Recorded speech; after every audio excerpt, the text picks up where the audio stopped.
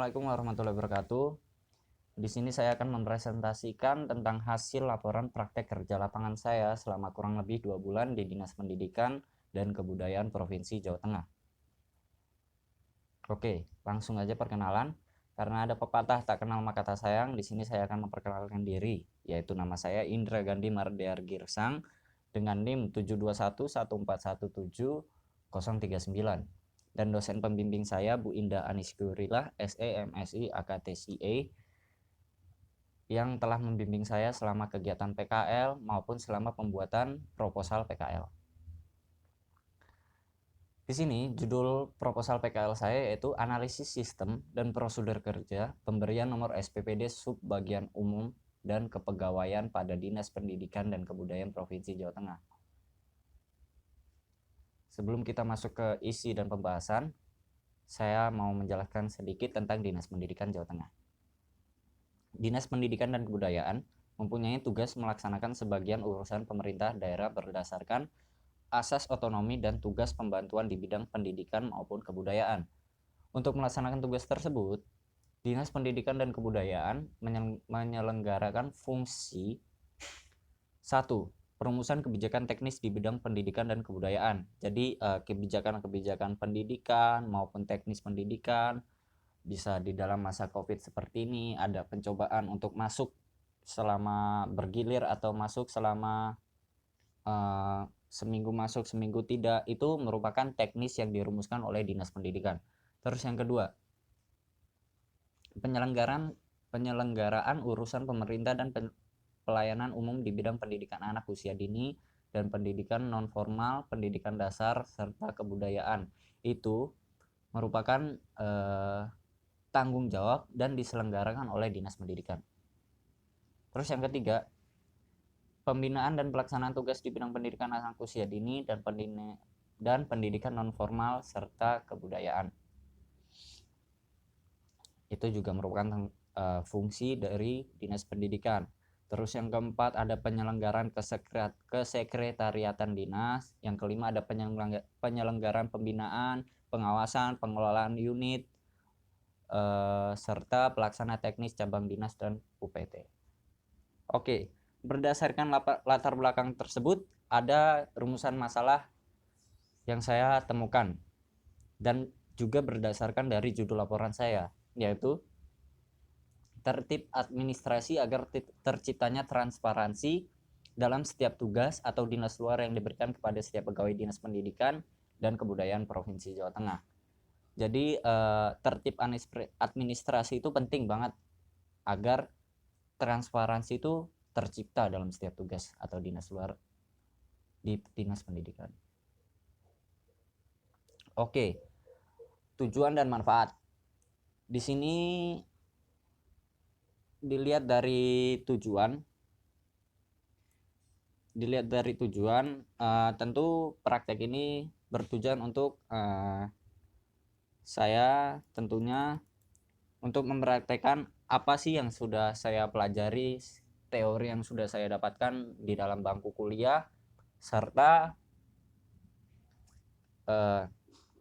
masuk nggak ketika kita ada di dalam dunia pekerjaan seperti itu.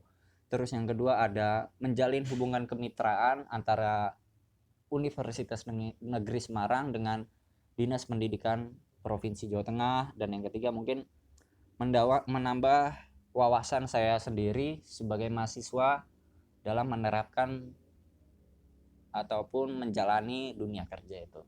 Terus manfaatnya, terutama bagi saya, ini manfaat yang sangat saya rasakan, yaitu saya sendiri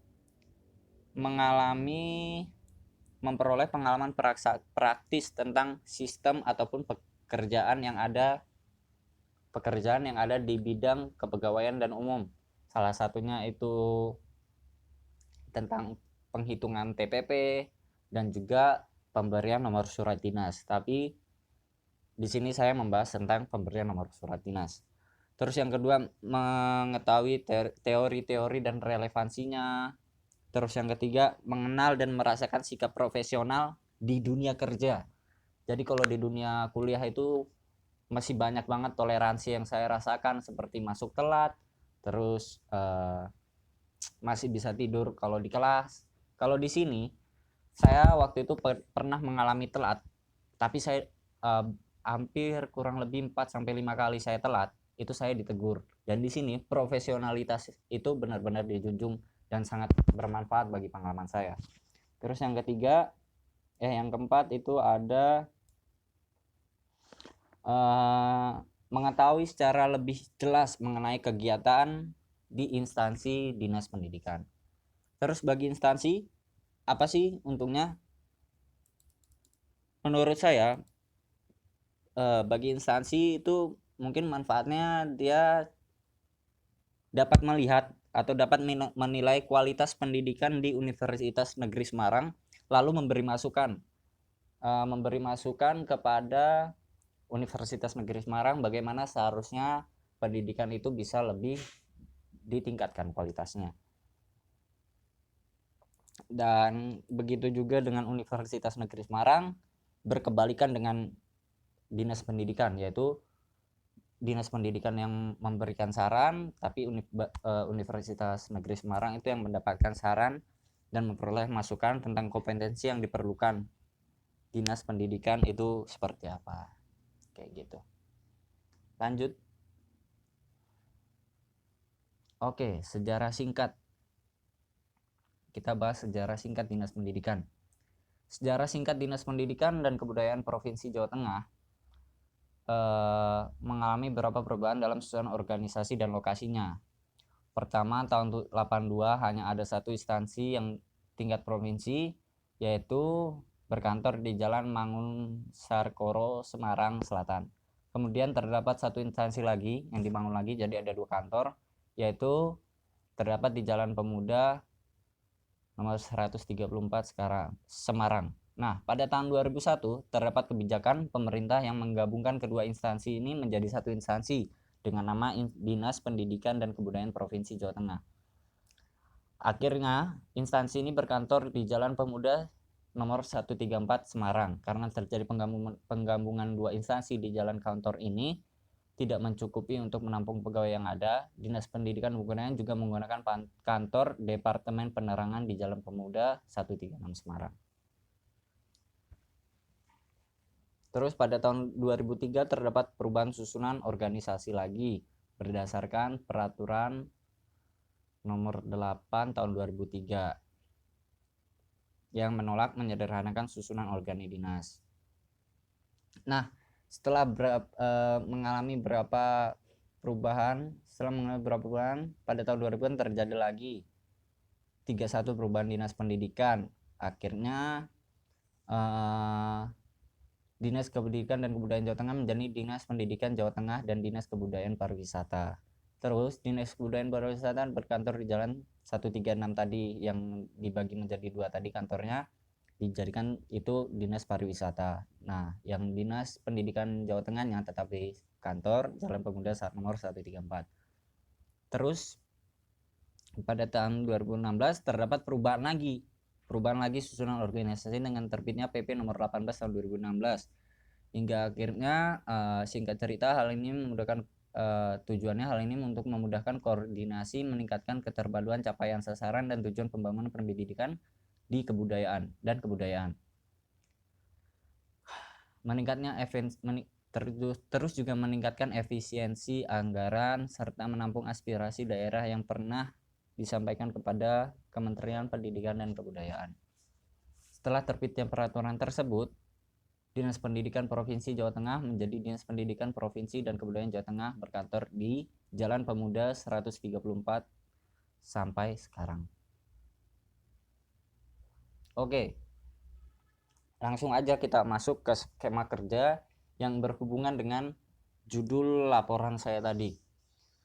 Skema kerjanya yaitu pertama dimulai dengan membuat daftar nomor surat untuk setiap bulannya. Semisal ini bulan Desember, maka kita membuat daftar nomor surat yang untuk disediakan di bulan Desember.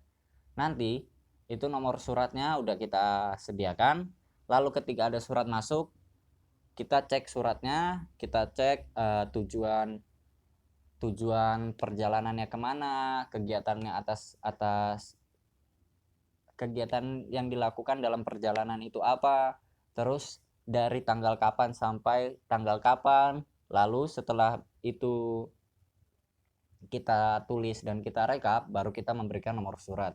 Nah, setelah pemberian nomor surat, baru surat itu keluar dan dipegang oleh pegawai agar bisa melaksanakan dinas luar dan bisa mencairkan dana yang dibutuhkan untuk melakukan perjalanan dinas.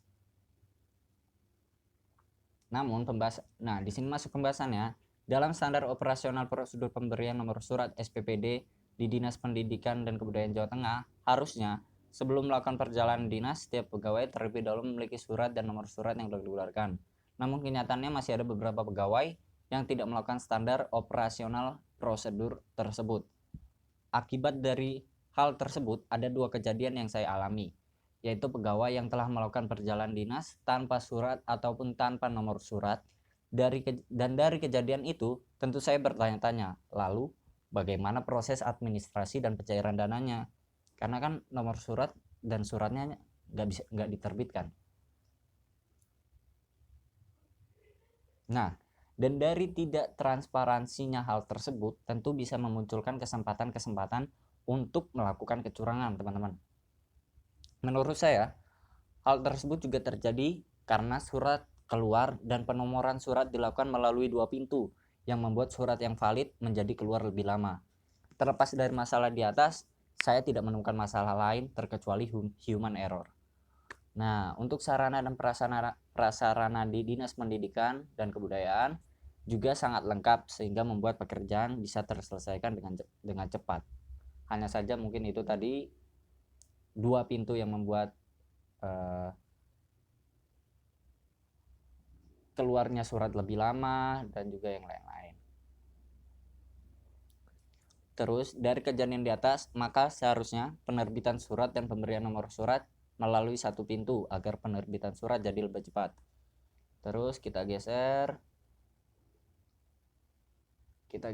dan untuk mengurangi resiko surat tanpa nomor, maka di setiap bulannya harus disediakan slot untuk pegawai yang melakukan perjalanan dinas dadakan agar tetap dapat surat dan nomor surat yang valid.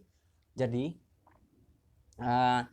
pegawai yang melakukan perjalanan dinas tanpa nomor surat ataupun tanpa surat itu bukan berarti dia selalu tidak tertib atau tidak menaati SOP yang ada, tetapi bisa aja karena ada tugas dadakan, ada tugas penting dari atasan, maka dia harus segera melakukan perjalanan dinas dan surat dinasnya itu menyusul, begitu teman-teman. Jadi ketika dia kembali ke kantor, slot untuk nomor suratnya itu udah habis, jadi dia nggak ada surat ataupun nomor surat yang bisa digunakan untuk administrasi dan dalam pencairan dana itu. Nah, dari tidak adanya administrasi itu, maka kurang transparansi ya teman-teman untuk pencairan dananya. Itu yang bisa mungkin orang bertanya-tanya.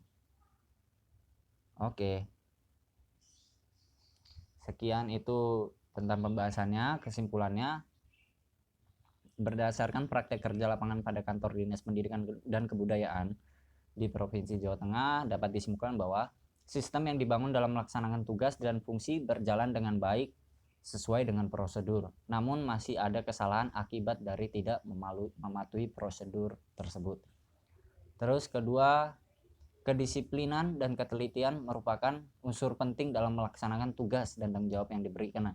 Karena ketika kita disiplin untuk disiplin administrasi, teliti administrasi dan lain-lain, itu sangat penting untuk melaksanakan tugas dan tanggung jawab yang diberikan. Apalagi di dalam kedinasan, administrasi itu menurut saya sangat penting. Terus yang ketiga ada ketersediaan sarana dan prasarana sangat penting dalam melaksanakan tugas dan tanggung jawab serta kegiatan yang direncanakan dan yang dilaksanakan. Jadi ketersediaan sarana dan prasarana ini tentu sangat mempermudah dan mempercepat pekerjaan kita di kedinasan ataupun di kantor itu. Lalu saran yang terakhir, berdasarkan hasil laporan hasil kerja lapangan pada kantor Dinas Pendidikan dan Kebudayaan Provinsi Jawa Tengah, maka saya memberikan saran sebagai berikut. Disiplin kerja pada lokasi ini dapat menjadikan masukan dalam melaksanakan tugas dan tanggung jawab. Karena masih ada beberapa kurang disiplin, tapi juga banyak sekali yang disiplin, maka ini bisa menjadi contoh maupun bisa juga diperbaiki untuk kedepannya. Terus yang kedua, transparansi harus dilakukan agar tidak menimbulkan kesempatan melakukan kecurangan. Ada typo teman-teman ya. Jadi yang kedua itu transparansi dalam administrasi, dalam keuangan maupun apapun itu sangat penting, apalagi di dalam kedinasan, karena itu menyangkut uang negara dan juga menyangkut tentang administrasi negara, seperti itu teman-teman. Oke, sekian dari presentasi saya, kurang lebihnya mohon maaf. Kalau ada salah-salah atau ada masukan bisa teman-teman komen di channel bawah ini. Cukup sekian, terima kasih. Assalamualaikum warahmatullahi wabarakatuh.